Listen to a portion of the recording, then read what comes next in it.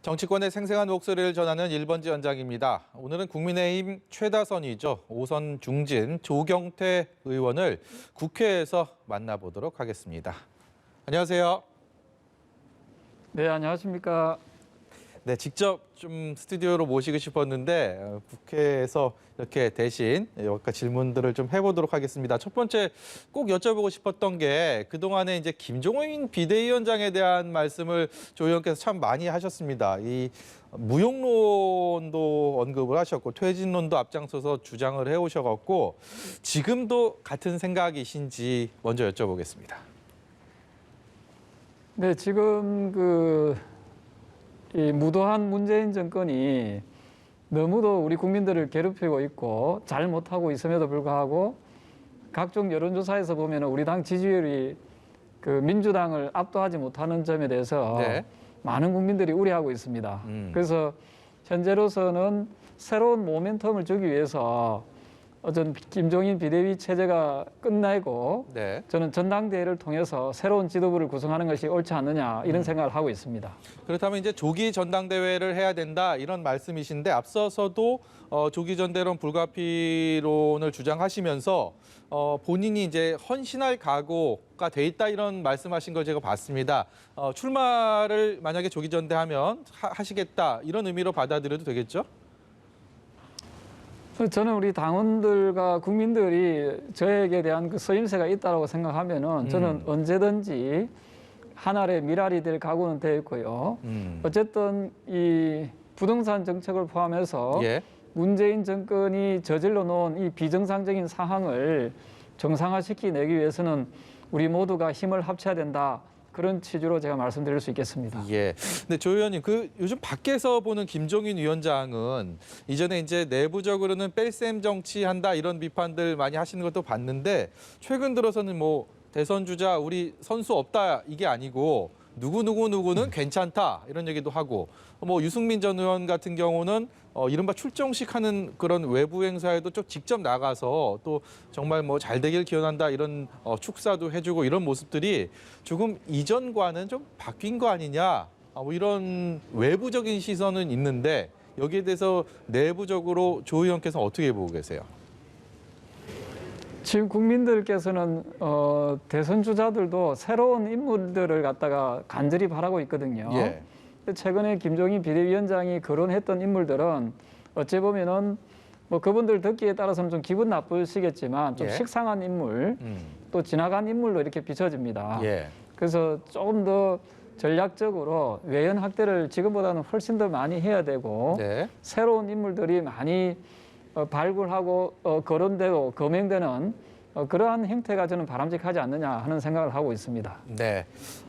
내년 4월 보궐선거, 재보궐선거 얘기 좀 해보겠습니다. 뭐 서울시장이 누가 되는지도 굉장히 궁금하고, 그 역시 그에 못지않게 부산시장에 새롭게 누가 당선될지도 굉장히 궁금한데 조경태 의원 같은 경우는 이제 부산 지역을 지역구로 갖고 계시고 또 국민의힘 내부에 5선 최다선을 가지고 있기 때문에 이번 보궐선거에 대한 관심 굉장히 클 수밖에 없을 것 같은데 현재 부산 지역 민심 좀 어떻게 평가하고 계세요?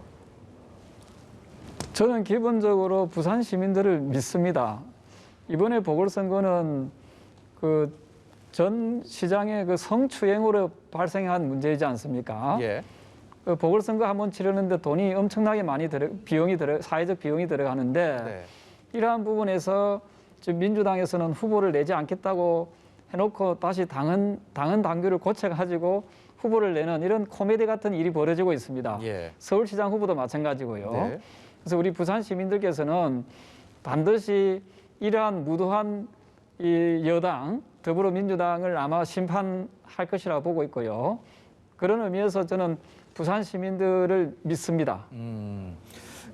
이미 부산시장에 국민의힘 보수 진영에서 출사표를 던진 분들도 있고 출마를 준비하시는 분들도 있고 또 주변에서 권유를 받는 분들도 있습니다. 상대적으로 민주당에 비해서는 풀이라고 하죠. 이제 후보군들이 좀 국민의힘 쪽에 좀 많은 편인데 조 의원 개인적으로 좀 이런 사람 좀 괜찮다 이렇게 좀 생각하시거나 그런 분들 좀 있을까요?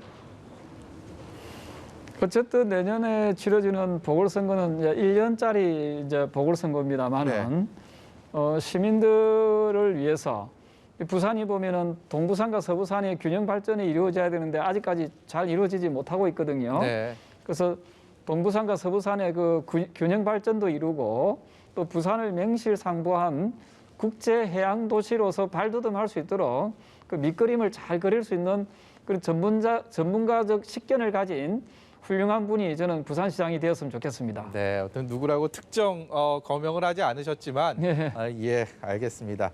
이번 재보궐선거 같은 경우는 여당 심판론을 국민의힘 쪽에서는 내세우다 보니까 아무래도 이제 야권연대의 필요성을 제기하는 분들도 있고요. 외부에서 인재를 좀 수혈해야 된다라는 주장을 하시는 분들도 있습니다. 대표적으로 안철수 국민의당 대표나 금태섭 전 의원들 뭐 이렇게 좀 외부에서 국민의힘 야권에서 한번 연대를 해서 이겨보자 이런 주장들 펼치는 분들도 있는데요. 여기에 대해서는 어떤 견해 갖고 계세요? 예, 저는 안철수 국민의당 네. 대표의 그 표현이나 말에 대해서 적극적으로 지지하는 편이고요. 예. 저 역시도 오래전부터 예, 야권이 단일 대우로 함께 뭉쳐서 나아가서 부산시장 선거는 물론이거니와 서울시장 선거도 반드시 승리해야 된다. 그런 입장을 계속해서 저는 보이고 있습니다. 예. 금태섭 전 의원은 뭐 서울시장 출마 뜻을 피력하기도 했는데 이게 또 국민의힘 소속도 아니고 당원은 아니고 그렇다고 민주당을 탈당했기 때문에 금태섭 전 의원의 행보는 어떻게 보고 계십니까?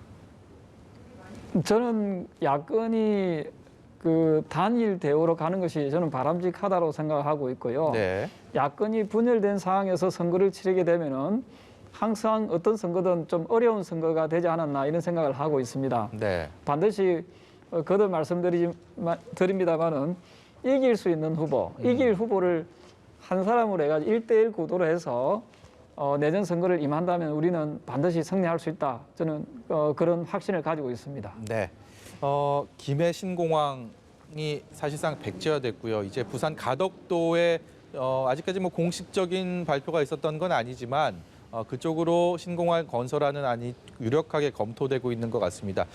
국민의힘 소속 의원들이 지난주에 특별법, 가덕도 특별법안을 내서 눈길을 끌었는데 조경태 의원도 여기 이 법안에 같이 참여를 하신 걸로 알고 있습니다. 물론 그 법안 내기 전에 충분히 그 부산 지역 의원들끼리 논의를 하셨을 텐데 여기에 대한 배경을 좀 여쭤보고 싶습니다. 저는 가덕도 신공항에 대해서 아마도 현재에 있는 정치인들 중에서 가장 먼저 주장했던 의원으로 저는 생각을 하고 예. 있습니다.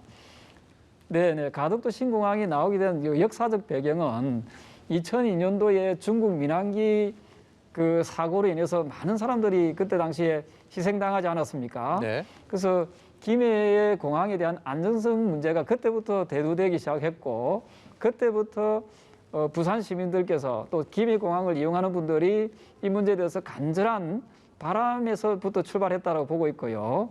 다만 이 문제를 역대 대통령들께서는 적극적으로 그 의견을 피력했다고 저는 보고 있습니다. 네. 그래서 저는 문재인 대통령도 이 문제를 정치적으로 정략적으로 이용하려고 하지 말고 이 부분에 대해서 명확한 입장을 저는 표명해 주길 이 자리를 빌어서 강력하게 요청드립니다. 예.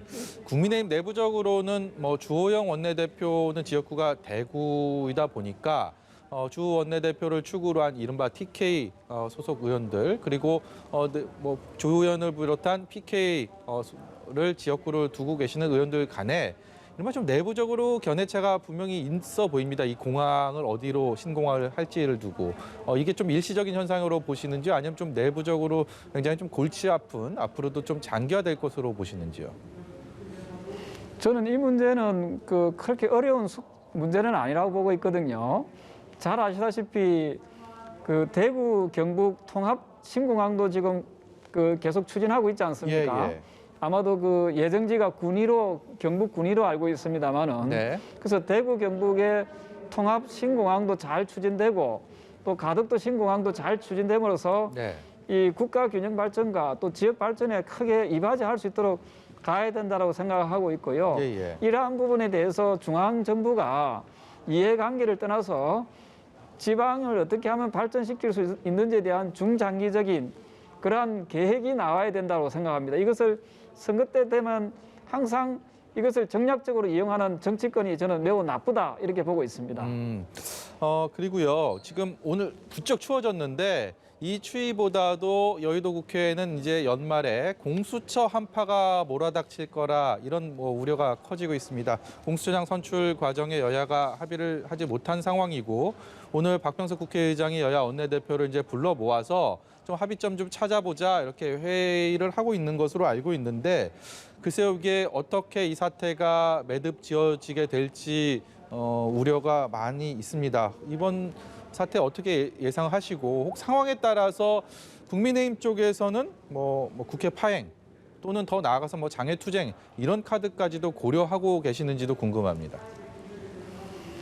아마 그 국민 여러분들께서는 지금 더불어민주당 여당이 얼마나 후한무치하고 말 바꾸기를 잘하는 정당인지 잘 알고 있을 겁니다.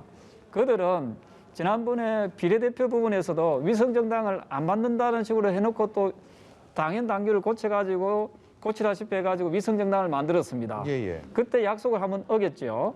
그다음 두 번째로 서울시장 선거와 부산시장 선거에 자기들이 결격 사유가 있으면 후보를 안 내겠다고 해놓고 당연 당규를 고쳐서 또 이번에 후보를 내겠다고 또 말 바꾸기 국민을 속이는 정치를 했습니다. 네. 또 이번에도 공수처 같은 경우에 야당이 반대하면은 강행하지 않겠다. 즉 비토권을 줬습니다. 네네. 비토권을 준 것을 자기들이 패스트 트랙을 통해서 강제적으로 법안을 통과시키고 나서 그 법을 다시 고치겠다는 겁니다. 예.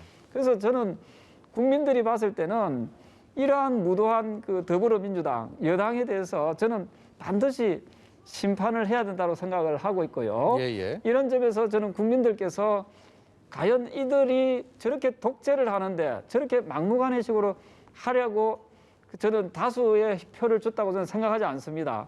반드시 국민들께서 이 문제에 대해서는 똑똑히 아시고 아마도 큰 심판을 저는 하시리라 저는 그렇게 보고 있습니다. 네, 오늘 말씀 여기까지 듣도록 하겠습니다. 지금까지 국민의힘 5선 중진의 조경태 의원이었습니다. 고맙습니다.